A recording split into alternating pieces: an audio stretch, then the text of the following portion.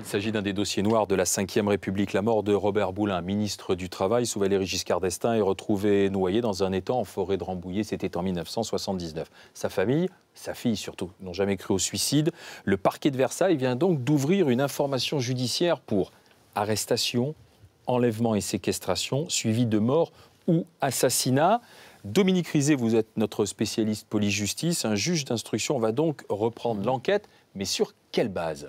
Eh bien, sur la base d'un témoignage nouveau et d'un bon conseil qu'a donné le parquet général de la Cour d'appel de Paris à la famille donc de Robert Boulin et à son avocate, en refusant au mois de juin 2010 d'ouvrir une enquête pour assassinat, mais en conseillant à la fille de Robert Boulin, en lui suggérant d'engager une nouvelle procédure afin de permettre une nouvelle orientation de l'enquête. L'assassinat, ça n'était pas établi, on n'arrivait pas à l'établir, on n'avait pas d'éléments. Le corps de Robert Boulin ne comportait a priori pas de traces lorsqu'on le retrouve au bord de cet étang tout près de Rambouillet.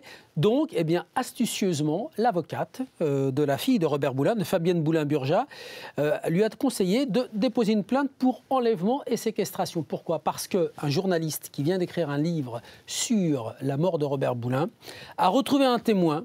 Et ce témoin est prêt à témoigner devant un juge qui dit que le lundi 29 octobre, veille de la mort de Robert Boulin, il a vu, alors qu'il quittait Montfort-l'Amaury, c'est plausible puisque c'est tout près de Rambouillet, une voiture, une Peugeot, dans laquelle se trouvait Robert Boulin, assis à la place du passager avant. Et dans cette voiture, il y avait deux hommes, un conducteur et un homme assis à l'arrière. Donc on peut supposer que Robert Boulin était contraint, était séquestré. Donc on va ouvrir une nouvelle enquête, non plus pour l'assassinat, mais pour la séquestration et l'enlèvement.